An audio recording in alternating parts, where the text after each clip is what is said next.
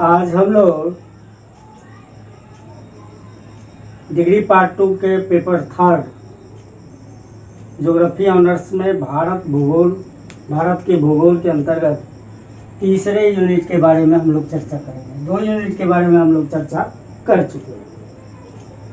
यह यूनिट मुख्य रूप से 2 चीज़ है, इंडस्ट्री एंड पावर रिसोर्स, उद्योग और शक्ति के साधन, शक्ति के स्रोत। तो शक्ति के स्रोत और उद्योग में इसको 2 पार्ट हम लोग कर लेते हैं। एक पार्ट रखते हैं इंडस्ट्री को, एक पार्ट इंडस्ट्री को रखते हैं और दूसरे पार्ट रखते हैं पावर रिसोर्स को, पावर सोर्स को।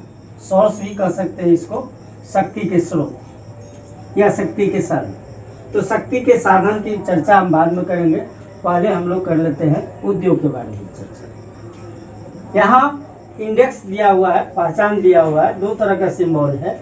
एक इस तरह का सिंबल है जो 2021 के परीक्षा में क्वेश्चन में पूछ दिया है, उसका ये इसमें संकेत है। और दूसरा ये VVI है जो अब परीक्षा होगी 2022 की, उसके लिए जो महत्वपूर्ण होगा वो। अब हम लोग चर्चा करते हैं उद्योग के बारे में। उद्योग में आपको मुख्य रूप से 4 उद्योग के बारे में पढ़ना है। आयरन एंड स्टील, लोहा और इस्पात उद्योग, कॉटन टेक्सटाइल, सूती वस्त्र उद्योग, शुगर इंडस्ट्री, चीनी उद्योग और सीमेंट उद्योग के बारे में पढ़ना है। इस चारों उद्योगों को मुख्य रूप से 4 भागों में बांटकर उसको अध्ययन करना है कि उसका प्रमुख केंद्र कहाँ है, कहाँ कहाँ वह उद्योग लगे हुए हैं। चाहे ये कोई भी उद्योग, उसका प्रमुख केंद्र स्थान कहाँ है, स्थानीयकरण, वहाँ वह उद्योग लगा, क्यों लगा, उसके कारण के बारे में चर्चा कर रही है। अब तीसरा है अन्य भौगोलिक कारण, कि उसको कौन कौन से कारक, ज्योग्राफिकल फैक्टर उसको मदद करता है ताकि वहाँ वह उद्योग लगा है। तो ये 4 उद्योग में से आपको सीमेंट उद्योग पिछली परीक्षा में पूछ दिया है 2021 में। अब 2022 के जो छात्र हैं, जो ये 2021-22 के परीक्षार्थी हैं, उनके लिए महत्वपूर्ण बचता है लोहा और इस्पात उद्योग। एक VVI क्वेश्चन इसको आप अपनी नज़र में रख लीजिए। उसी तरह से पावर रिसोर्स में आपको 3 पावर सोर्स में 3 है, कोयला, कोल, पेट्रोलियम जिसको खनिज तेल भी कहते हैं, और तीसरा है हाइड्रो इलेक्ट्रिसिटी, जल विद्युत। इस 3 के अंतर्गत आपको पढ़ना है कि इस चाहे कोयले के बारे में पढ़े या पेट्रोलियम के बारे में पढ़े या जल विद्युत के बारे में पढ़े, तो उसका संचित भंडार क्या है, उसका वितरण कहाँ कहाँ है, डिस्ट्रीब्यूशन, और उसका प्रोडक्शन कितना है, किस तरह से उसका प्रोडक्शन हो रहा है। तो ये 3 हेड्स के अंतर्गत, 3 बिंदु के अंतर्गत इस तीनों को चर्चा करनी है।